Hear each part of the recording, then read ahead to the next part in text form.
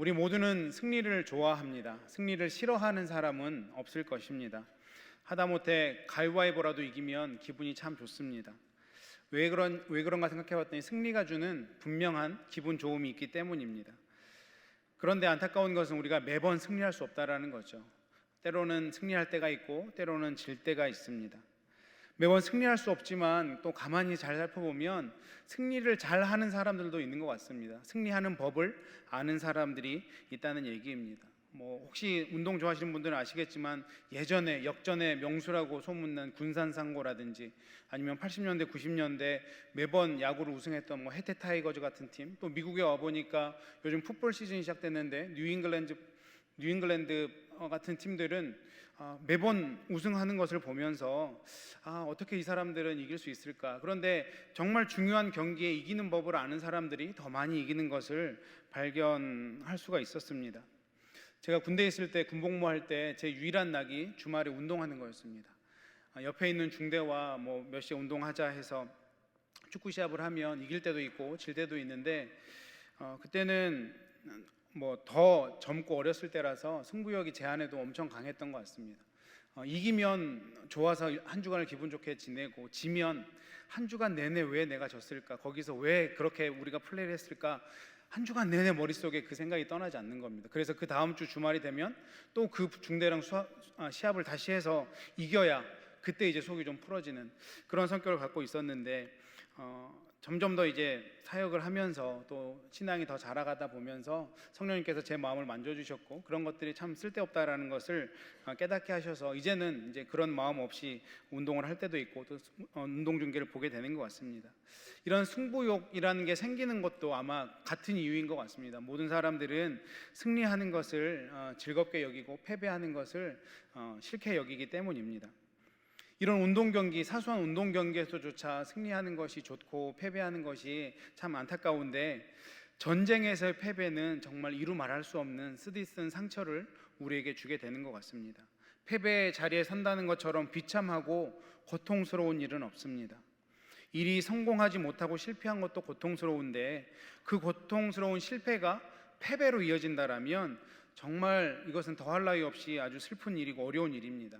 특별히 나라 간의 전쟁을 통해서 패배의 자리에 선다라는 것은 그 나라의 그 백성들에게 얼마나 큰 고통이 되는지 일제시대를 경험했던 우리들은 잘 알고 있는 것 같습니다. 벌써 정말 오랜 시간이 지났음에도 불구하고 여전히 그 문제들이 우리나라와 또 우리나라 국민들을 힘들게 한다는 사실을 우리는 너무나 잘 알고 있습니다.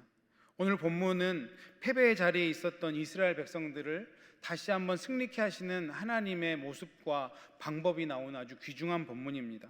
오늘 이 본문을 통해서 하나님이 원하시는, 하나님이 또 우리에게 주시는 진정한 승리가 무엇인지, 그리고 그 진정한 승리를 얻는 방법은 무엇인지 우리가 함께 말씀을 나누고 또 우리 삶 가운데 적용해 봤으면 좋겠습니다. 오늘 본문 말씀은 이스라엘 백성들이 가나안 정복 전쟁, 이제 하나님 약속하신 가나안 땅에 들어가서 가나안에 있는 다른 민족들과 정복 전쟁을 하던 때 일입니다. 여호수아 6장에서 여리고성을 무너뜨렸습니다. 우리가 잘 알다시피 여리고성을 침묵하면서 돌았고 하나님이 놀라운 방법으로 여리고성을 이기게 하셨습니다. 그런데 7장으로 넘어오면서 아이성, 여리고성보다는 훨씬 더 작았던 성입니다. 저 큰 성도 우리가 이겼는데 이런 작은 성은 충분히 이길 것이다, 아마 이런 마음이 이스라엘 백성들에게 있었던 것 같습니다. 그런데 그런 마음과는 달리, 그런 생각과는 달리 이 아이성의 전투에서 첫 번째는 패배를 당하고 맙니다. 아마 이스라엘 백성들이 충격이 굉장히 컸을 것 같아요. 특별히 이스라엘 백성의 리더가 되는 여호수아는 마음에 굉장히 큰 어려움이 있었던 것 같습니다. 그런데 이 패배의 아픔이 다 아물기도 전에 하나님께서는 여호수아에게 찾아가셔서 다시 아이성을 공격하라라고 오늘 8장 1절에서 말씀하고 있습니다. 하나님께서 8장 1절에서 두려워 말라, 놀라지 말라 이렇게 여호수아에게 말씀하고 계시는데 아마도 이렇게 말씀하신 이유는 이 아이성의 패배로 인해 마음에 지금 어떤 상태의 마음에 있는지 여호수아를 하나님이 너무나 잘 아셨기 때문에 그 어려워하고 힘들어하고 있는 마음, 또 이 아이성 전투를 우리가 이길 수 있을까 하는 그런 마음을 하나님이 위로해 주고 계시는 것입니다. 군사를 다 거느리고 일어나서 다시 아이로 올라가라. 그러면 내가 이 아이 왕과 그 백성과 그 성읍 그 모든 것을 네 손에 붙여주겠다. 하나님이 지금 여호수아에게 말씀하고 계신 거죠. 그런데 하나님이 지금 이 8장 1절과 2절에서 주신 이 말씀은 가데스 바네아에서 여호수아가 정탐꾼으로 가나안 땅을 처음 들어왔을 때 주셨던 말씀이고, 모세가 여호수아에게 통치권을 넘겨주고 지도자의 자리를 넘겨주었을 때 모세를 통해서 하나님이 여호수아에게 주셨던 말씀이고, 또 이 이스라엘의 지도자가 되었을 때 여호수아 1장 9절에서 직접적으로 여호수아에게 주신 말씀입니다. 따라서 두려워 말라, 놀라지 말라. 이 말씀, 하나님이 여호수아에게 주셨던 이 말씀은 대적들에게 패해서 용기를 잃어버린 여호수아에게 하나님이 변함없이 내가 너를 사랑하고 또 하나님의 이 주신 이 언약은 변치 않을 것이다, 반드시 이루어진다라는 말씀을 기억하게 하셔서 여호수아에게 용기를 주시고, 또 여호수아를 치료하는 하나님의 사랑의 표현이 바로 이 두려워 말라, 놀라지 말라, 이 말 안에 들어 있는 것입니다. 동시에 이 말씀은 여호수아에게 주셨던 말씀일 뿐만 아니라 때로는 좌절과 때로는 실패로, 패배로 용기를 잃어버린, 상처받아 힘들어하고 있는 우리에게도 동일하게 주시는 치료의 말씀인 것을 우리는 반드시 깨달아야 될 것입니다. 그런데 이런 하나님의 사랑과 치료의 말씀 가운데 담겨진 더 중요한 진리가 무엇이냐면 하나님이 진정한 승리를 주시는 분이다라는 것입니다. 아마도 하나님께서 이 아이성 전투의 패배에서 낙담하고 힘들어하고 있는 여호수아에게 오셔서 두려워 말라, 놀라지 말라, 이 말씀을 주셨을 때, 그리고 네가 다시 아이성으로 올라가면 그 아이를 내가 네 손에 붙여주겠다, 이기게 하시겠다, 이 말씀을 하게 하셨을 때 아마도 여호수아는 애굽에서 10가지 재앙을 통해서 이스라엘 백성들을 건져낸 사건, 홍해를 건너게 하신 사건, 광야에서 아말렉과의 전쟁에서 이기게 하신 그 모든 사건들이 주마등처럼 스쳐가면서 그 모든 일들을 통해서 하나님이 나를 승리케 하셨지, 우리 이스라엘이 아무것도 아니었는데, 그런 일을 할 수 있는 존재가 아니었는데 하나님이 나를 승리케 하셨지라는 것을 떠올리게 되었을 것입니다. 그러면서 하나님만이 진정한 승리자요, 또 승리케 하시는 분이 하나님이다라는 사실을 이 여호수아는 깨달았을 것입니다. 이러한 진리를 알고 있었던 모세가 이스라엘 백성에게 동일한 말씀을 하죠. 신명기 12장 10절 말씀에서 너희가 요단강을 건너서 하나님 여호와 하나님이 너희에게 주시고자 하는 그 기업에 이르게 됐을 때, 그 땅에 이르게 되었을 때, 그리고 그 땅에서 만나는 너희의 사방을 진치고 있는 모든 대적들을 만났을 때 너희로 하여금 이기게 하시는 그 하나님을 너희가 경험하게 될 것이다. 전쟁에서 승리케 하시는 그 하나님을 이기게 될 것이다. 모세도 이 사실을 이스라엘 백성들에게 분명하게 증거했습니다. 어디 모세뿐이겠습니까? 소년 다윗도 이 사실을 깨닫고 골리앗 앞에 서서 이렇게 말씀했습니다. 여호와의 구원하심이 칼과 창에 있지 아니한 것을 이 무리로 알게 하겠다. 전쟁은 여호와께 속한 것이니 너희를 우리 손에 그분이 붙일 것이다. 전쟁에서 이기게 하시는 분은 하나님이다라는 것을 우리 믿음의 신앙의 선배들은 잘 알고 있었고, 그것을 그의 삶을 통해서 고백했다는 사실을 우리는 기억해야 될 것입니다. 우리가 하나님을 믿는다는 것은 무엇입니까? 그분이 우리에게 승리를 주시는 분, 우리로 하여금 승리케 하시는 분임을 믿게 하는 것이 우리가 하나님을 믿는다라는 것입니다. 하나님만이 패배자를 승리자로 바꾸어 주시는 전능하신 왕임을 우리도 우리 삶 가운데 고백할 수 있어야 할 것입니다.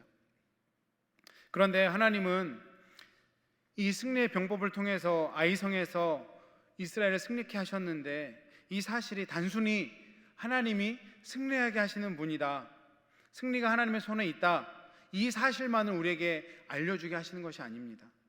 오늘 본문에 나타난 이 하나님의 승리의 이야기는 하나님이 승리를 주시는 자임을 믿는 사람들이라면, 우리가 그것을 믿는다라면 이제 하나님의 백성인 우리들이 날마다 이 승리를 추구하며 살아가기를 원하신다라는 사실을 깨달아야 됩니다. 하나님은 우리에게 승리 주시기를 원하시고 우리 삶 가운데 승리를 경험하며 살기를 원한다라는 거예요. 사실 그래서 우리가 주일 이 자리에 나와서 하나님을 예배할 때 그냥 시간이 되어서 예배하는 것이 아니라 지난 한 주간의 삶 가운데 우리 삶 가운데 친히 찾아오시고 개입하셔서 승리케 하셨던 그 하나님 앞에 영광과 감사와 감격으로 우리가 오늘 이 자리에서 예배해야 되는 것입니다. 하나님이 우리를 승리케 하셨고 우리를 승리케 하시는 그 전능하신 하나님을 내가 예배하고 찬양하고 그 하나님을 신뢰합니다. 이번 한 주간도 나에게 힘주시고 내 삶 가운데 찾아오시고 개입하셔서 이번 한 주간도 승리하게 해주십시오. 그 고백이 우리 이 예배 가운데 있어야 되는 것이죠. 하나님의 사람은 그렇기 때문에 성공이라는 단어보다는 승리라는 단어를 마음에 품고 살아야 됩니다. 하나님은 하나님의 백성의 패배를 승리로 바꿔주시는 전능하신 하나님입니다. 그런데 우리가 승리의 삶을 산다는 것은 단순히 경쟁자와의 싸움에서 이기라는 뜻이 아닙니다. 구약에 기록된 대부분의 전쟁의 이야기는 그리스도의 삶이 영적 전쟁이다라는 것을 보여주는 예표로서 하나님께서 우리에게 전해주시는 것입니다. 그렇기 때문에 우리가 하나님의 도우심으로 승리한다라는 것은 영적인 전쟁에서 승리한다라는 것을 뜻합니다. 그런 영적인 전쟁에서 승리한다는 것은 각자에게 주어진 하나님의 말씀에 순종할 때 일어날 수 있게 되는 것이죠. 진정한 승리는 전쟁을 통하여서 얻는 것이 아니라 하나님의 은혜로 각자에게 주어진 내 삶 가운데 하나님께서 주신 그 말씀에 순종하며 충성하며 나아갈 때 하나님께서 우리에게 진정한 승리를 주신다. 우리는 이것까지 이 본문의 사건을 통해서 깨달을 수 있어야 하는 것입니다. 남유다의 여호사밧이라는 왕이 있었습니다. 35살 젊은 나이에 왕이 되었습니다. 그리고 25년간 남유다를 치리했던 사람입니다. 젊은 날에는 그가 하나님과 동행하면서 하나님 마음에 합당한 일들을 많이 해나갔습니다. 그런데 나이를 먹어감에 따라서 분별력을 잃어가기 시작하더니 마침내 하나님을 의지하는 삶을 떠나기 시작했습니다. 그가 노년에 하나의 꿈이 생겼는데 어떤 꿈이었냐면 큰 배를 건조해서 오빌이라고 하는 지역에 금이 많다고 하는데 그 금을 그 큰 배에 다 실어와서 그 금을 통해서 남유다를 부강하게 만들겠다라는 꿈을 꿨습니다. 그리고 큰 배를 건조해서 그 오빌이라는 곳에 보냈습니다. 그런데 그는 그 오빌에서 금을 실어온 것을 보지 못하고 죽고 말았습니다. 왜냐하면 그가 보낸 배가 에시온게벨이라는 곳에서 좌초하고 말았기 때문입니다. 왜 이런 일들을 겪게 되는 걸까요? 여호사밧은 성공적인 삶을 위한 원대한 꿈을 꾸고 그것을 실행했는데 그 꿈이 실현되는 것을 보지 못하고 인생의 무대에서 사라져 버리고 말았습니다. 이런 일은 여호사밧뿐만이 아닙니다. 다윗의 아들이었던 압살롬, 이 압살롬의 구테타의 이야기를 우리 너무나 잘 알고 있습니다. 압살롬은 자기가 다윗을 이어서 이스라엘 왕이 되어야 된다고 스스로 믿고 그렇게 생각하고 있었습니다. 그런데 현실이 그렇게 돌아가지 않게 되자 철저하게 준비해서 쿠데타를 일으킵니다. 처음에는 그 쿠데타가 굉장히 성공적이었습니다. 거의 이제 왕권을 차지하게 되었는데 젊은 많은 사람들도 자기를 따르게 되고 그 당시에 이스라엘의 지략가라고 알려졌던 아히도벨도 자기 편을 들게 되고 이제 자기가 이스라엘 왕이 되는 줄 알았습니다. 그런데 이제 예루살렘에 그 쿠데타를 일으키고 입성했는데 말도 안 되는 죽음을 압살롬은 당하게 되었죠. 비극적인 종말을 당하고 말았습니다. 누군가가 이렇게 얘기했습니다. 성공처럼 빨리 빠져나가는 밀물은 없다. 아마 압살롬에게 굉장히 어울리는 말인 것 같습니다. 이 세상에는 여호사밧이나 압살롬과 같이 성공을 꿈꾸는 인생들이 정말 많이 있습니다. 자신의 꿈을 이루기 위해서 때로는 수단과 방법을 가리지 않고 살아가다가 그 꿈을 이루지도 못한 채 그냥 인생의 무대에서 사라져버리는 수많은 인생들이 있습니다. 성공이 무엇인지도 모른 채 그저 성공적인 삶, 성공적인 존재가 되는 것을 꿈꾸는 그 성공병에 걸려서 살아가는 사람들이 너무나 많은 것이 현실입니다. 때로는 자신이 원하는 성공을 맛보기도 하지만 그 성공을 순식간에 놓쳐버리는 사람들, 또한 그 성공 다음에 찾아오는 허탈감 때문에 더 큰 성공을 쫓으며 마치 불에 뛰어드는 불나방처럼 살아가는 사람들이 얼마나 많은지 모릅니다. 성공을 꿈꾼다는 것이 절대적으로 나쁜 것은 아닙니다. 그런데 우리가 믿음의 사람이라면 성공 이전에 생각해야 될 것이 있다는 것이죠. 성공적인 삶이 성경적이지 않다라는 것을 말씀드린 것이 아닙니다. 성공적인 삶 이전에 성경이 항상 먼저 강조하는 것이 있다. 우리 믿음의 사람들은 반드시 이것을 알아야 된다는 것입니다. 성공적인 삶이 항상 불행을 가져온다는 것은 아닙니다. 하지만 성공적인 삶이 복된 삶을 절대적으로 보장해주지 않는다는 것을 우리의 믿음의 사람들은 반드시 깨달아야 된다는 것이죠.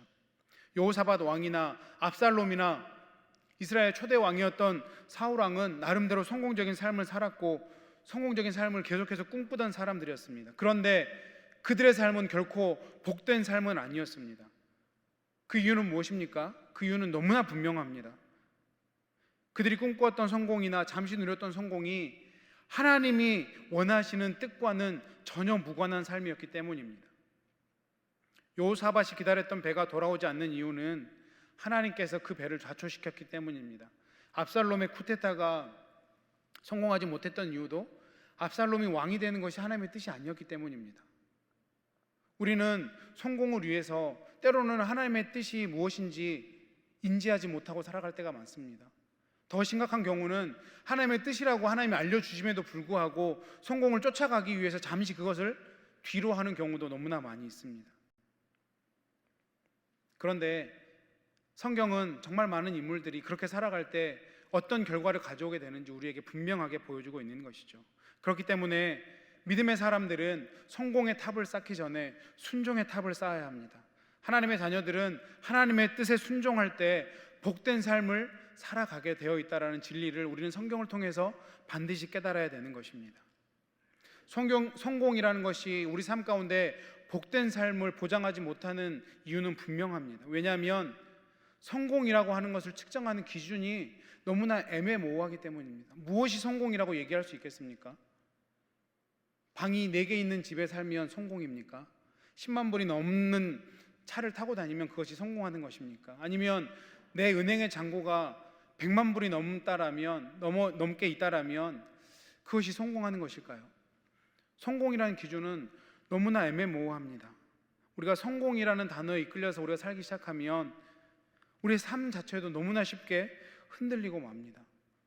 경제적인 수입으로 따지자면 이 세상에 내놓으라는 부자들, 빌 게이츠나 워런 버핏이나 이런 사람을 보면 나는 여전히 실패자입니다. 세상 권력으로 치면 미국의 대통령이나 한국의 대통령에 비하면 여전히 우리는 실패자입니다. 좋은 학력으로 성공을 치자면 아이비리그 나온 그 사람들에 비하면 그런 학교를 못 간 사람들은 다 실패자리에 있고 맙니다. 무엇이 성공일까요? 성공의 기준이 너무나 애매모호합니다. 그래서 우리는 더 높은 성공을 추구하고 그 성공에 유혹받으며 살아가면서 우리의 삶을 피폐해져 가게 만든다는 것이죠. 날마다 쉼이 없고 피곤하고 지치고 더 큰 성공만이 우리의 삶을 좋게 하는 것 같아서 그런 착각 속에 살아가고 있는 우리의 모습이 있지는 않습니까? 이런 모습을 보여주는 요즘에 쓰는 단어가 상대적 빈곤이라는 단어 아니겠습니까? 충분히 잘 살고 있는데 나보다 더 잘 산 사람을 보면 여전히 나는 가난하게 느껴지는 거죠. 그러면서 내 자신을 한탄하고 더 피곤하게 살아가고 내 자신을 더 채찍질하고, 우리 믿는 사람들은 오직 하나님의 뜻을 이루기 위해서 최선을 다해 살아가는 것이 우리 믿는 사람들의 모습인 것입니다. 성공이 아니라 하나님이 원하시는 승리를 추구하는 삶을 살아야 된다는 것이죠. 하나님은 성공자가 되기를 원하시는 것이 아니라 승리자가 되기를 원하시는 그 마음이 우리 가운데 있다라는 것을 우리는 반드시 깨달아야 되는 것입니다. 그렇다면 문제는 이것이죠. 우리가 어떻게 승리할 수 있을까? 그 승리의 방법은 무엇일까? 앞서 얘기한 것처럼 우리 모두는 승리하기를 원합니다. 그리고 그 승리를 얻기 위해서 나름의 여러 가지 방법들을 사용합니다. 이 땅에는 정말 많은 승리의 전략들을 소개하고 책으로 써내고 그런 일들을 해나가고 있습니다. 각기 자기 나름의 승리의 전략이 유용한 것이라고 주장합니다. 그런데 성경은 승리를 위한 삶은 단 하나밖에 없다 우리에게 말씀합니다. 그것이 무엇입니까? 하나님과 동행하고 하나님의 말씀에 순종하는 것이 승리를 위한 유일한 길이다. 우리에게 그렇게 말씀해주고 있습니다. 하나님 손에 쓰임받는 것이 가장 위대한 승리의 길인 것입니다. 성경 이외에 다른 모든 전략들은 모두 다 헛된 것이고 거짓된 것이라고 단언합니다. 예레미야 선지자는 예레미야 2장 13절에서 이렇게 말씀했습니다. 내 백성이 2가지 악을 행했는데 하나는 생수의 근원되는 나를 버린 것이고 다른 하나는 그들을 위해서 웅덩이를 팠는데 물을 채울 수 없는 웅덩이를 판 것이다. 이렇게 말씀하고 있죠. 인간 스스로가 세운 승리의 전략은 밑이 터진 웅덩이를 판 것과 똑같다라고 말씀하고 있습니다. 내 나름대로 웅덩이를 팠는데 밑 빠진 독인지도 모르고 계속 들이갖다 붓고 있는 거예요. 물이 쌓이지도 않는데 우리가 그렇게 살아가고 있다는 것입니다. 그러므로 그리스도인들은 성경이 말하는 승리를 알아야 되고 그 길을 따라 살아가야 됩니다. 우리가 잘 아는 요셉은 어떻습니까? 노예 신분이었는데 국무총리가 되었던 비결이 무엇입니까? 하나님과 동행했던 비결입니다.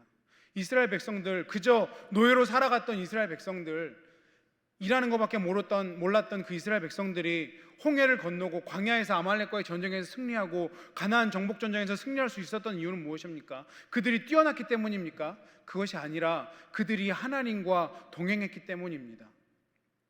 소년 다윗도 어떻습니까? 그 거인 골리앗을 이길 수 있었던 이유는 그가 능력이 많았기 때문이 아니라 하나님을 의지하고 하나님과 동행했기 때문에 거인 골리앗을 물리칠 수 있었던 것이죠. 어부 베드로도 마찬가지 케이스 아닙니까? 어부 베드로도 그냥 고기 잡는 어부일 뿐이었습니다. 그런데 그가 사람을 낚는 위대한 하나님의 제자가 될 수 있었던 이유는 주님과 동행하신 때문이었습니다. 심지어 예수 그리스도도 하나님과 동행함으로 십자가 위에서 승리할 수 있었던 것을 우리는 너무나 잘 알고 있습니다. 이 하나님과 동행하기 위해서 우리가 구체적으로 어떤 노력을 해야 될까? 첫 번째는 우리가 항상 하나님을 주목하고 하나님만 의지해야 됩니다. 하나님이 주시는 승리를 맛보기 위해서는 항상 하나님만 주목해야 되는 것입니다. 왜 그렇습니까? 오늘 본문에 보면 하나님이 주시는 승리의 방법은 항상 동일하지 않기 때문입니다. 오늘 여호수아 6장부터 8장까지 여리고성에서 전투와 아이성에서 전투가 나옵니다. 그런데 두 곳에서 결국에는 다 승리했지만 승리의 방법이 다른 걸 우리 너무나 잘 알고 있습니다. 여리고성을 정복했을 때는 하나님은 그들로 하여금 전쟁하게 하는 것이 아니라 그저 침묵하게 하셨고 하나님 말씀에 순종하게 하셨습니다. 그럴 때 하나님은 이스라엘 백성들에게 승리를 주셨습니다. 그런데 아이성에서의 승리의 방법은 그것과는 달랐습니다. 최선을 다해서 전쟁하게 하셨고 복병전이라는 것을 치르게 하셨습니다. 여리고성일 때는 이스라엘 백성 모두를 전쟁에 임하게 하셨는데 아이성에서는 후퇴하는 팀이 있는가 하면 뒤에서 숨어 있다가 공격하는 팀이 있게 만드셨습니다. 하나님은 두 번의 승리를 주셨는데 이 두 번의 승리를 하게 하는 방법이 모두 달랐다라는 것이죠. 그렇기 때문에 하나님이 주시는 승리를 얻으려는 사람은 항상 하나님께 주목하고 있어야 됩니다. 우리의 눈이, 우리의 귀가, 우리의 마음이 하나님께 열려 있어야 된다는 것이죠. 세상 일에는 달인이라는 게 있습니다. 한국 TV 프로그램도 있어서 보신 분들은 잘 아시겠습니다. 10년을 일하고 20년을 일하고 어떤 사람은 만시간의 법칙이라는 책을 써서 한 일에 만시간을 투자하면 달인이 된다 그렇게 얘기합니다. 맞습니다. 세상 일에는 달인이 있습니다. 그런데 우리 영적인 일에는 달인은 없습니다. 10년 전에 하나님이 나에게 말씀하셨다고 지금 아니면 10년 후에도 동일하게 말씀하신 것이 아니라는 뜻입니다. 하나님은 매번 다르게 역사하시기 때문에 우리가 하나님이 주시는 승리를 맛보기 위해서는 하나님께 날마다 주목하고 날마다 의지해야 된다는 것입니다. 그래서 사도 바울도 고린도전서 10장 12절에서 그런즉 선줄로 생각한 자는 넘어질까 두려워하라, 조심하라 이렇게 말씀하고 있는 거 아니겠습니까? 사도 바울도 이것을 경험했던 거죠. 예전에 했으니까 되겠지. 그런데 아니라는 겁니다. 하나님은 매번 다른 방법으로 우리에게 승리를 주시는 분임을 우리는 잊지 말아야 되고, 그렇기 때문에 우리가 하나님이 주신 승리를 맛보기 위해서는 날마다 하나님을 더 주목하고 하나님께 더 집중하고 하나님을 더 바라봐야 되는 것입니다. 두 번째로 우리가 하나님이 주신 승리를 맛보기 위해서는 영적인 재산들과 영적인 무기를 쌓아놓는 일들이 필요합니다. 오늘 아이성에서 전투할 때는 복병전을 사용합니다. 한 무리가 아이성에 있는 군사들을 꺼내기 위해서 먼저 갔다가 뒤로 막 도망합니다. 그러면 아이성에 있는 군사들이 그들을 잡으러 나올 때 숨어있던 복병들이 아이성의 군사들의 뒤를 쳐서 이기게 하는 작전입니다. 한 주석가는 이것을 이렇게 해석합니다. 이 복병전은 다음을 위한 영적인 저축이다. 지금 당장은 아니지만 하나님의 때에 가장 귀하게 사용될 영적 능력들을 쌓아둬야 되는 것입니다. 한번 생각해 보십시오. 이 전쟁을 할 때 앞에서 먼저 유인하고 도망가는 사람들이 전쟁을 잘하는 사람들이었겠습니까? 뒤에 숨어있는 복병이 전쟁을 잘하는 사람들이었겠습니까? 제가 생각할 때는 숨어있는 사람들이 더 전쟁에 능한 사람들이었을 것입니다.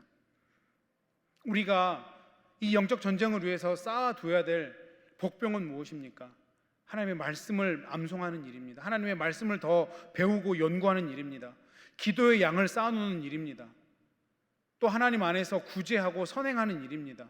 고넬료의 구제와 선행을 통해서 고넬료의 기도에 응답하신 하나님, 우리 너무나 잘 알고 있습니다. 하나님만이 아시는 영적 재산을 이 영적 전쟁을 위해서 우리는 쌓아놔야 되는 것입니다. 제가 군대에 있을 때 전방에서 복무를 했습니다. 그래서 제가 운전병이었기 때문에 때로는 GOP도 들어가고 GP도 들어가는 비무장지대를 들어가는 일이 있었습니다. 제가 담당하고 있었던 그 비무장지대에 들어가는 바로 앞에 산에 엄청 큰 간판에 평화를 원하거든 전쟁을 준비하라 이렇게 써놨습니다. 저는 운전하면서 다닐 때 그 문구가 지금도 20년이 지난 지금도 잊혀지지가 않습니다. 우리가 평화를 원한다라면, 승리를 원한다라면 지금 전쟁을 준비하는 그 준비가 있어야 된다는 것이죠. 우리가 영적인 평화, 영적인 안식을 원한다라면 지금 영적 전쟁을 위한 준비가 있어야 된다는 것입니다. 어떤 준비를 하고 계십니까? 교회에서 참 많은 프로그램들을 합니다. 성경 공부도 마련해서 준비를 하고 부흥회도 하고 매번 주일 예배도 드리고 오늘처럼 달라스 연합 부흥성회도 준비를 합니다. 그런데 이런 광고들이 나갈 때 우리 마음에는 어떤 마음이 듭니까? 아, 저거 또 하나? 왜 이렇게 나를 힘들게 하나? 예배만 나오면 되는 거 아닌가? 그렇지 않다라는 것이죠. 내가 지금 영적인 그 무기들을 비축하는 일들이 필요하다는 거예요. 영적인 전쟁에 승리하기 위해서는. 또한 가장 중요한 영적인 제목은 무엇이냐면 바로 영적인 사람입니다. 우리의 자녀들을 믿음의 사람으로 키우셔야 돼요. 영적인 전쟁에서 승리하기 위해서, 하나님의 나라가 이루어지기 위해서 우리가 기도도 하고 말씀 공부도 하고 여러 가지 선행과 구제도 하고 이런 일들과 더불어서 해야 되는 일들이 우리의 자녀를 믿음으로 세우는 일이라는 것입니다.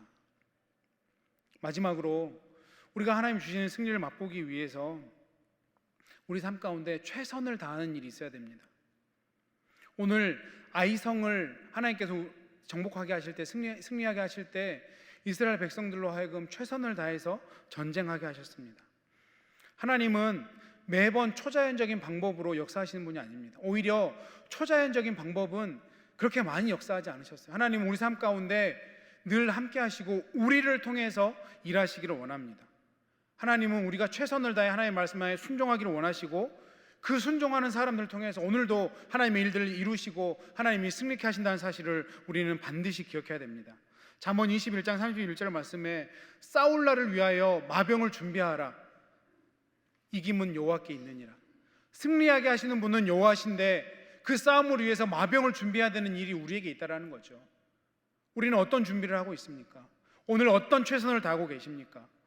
우리의 준비 없는 게으름과 말씀에 대한 불순종은 영적 전쟁에서 패배로 가는 지름길입니다.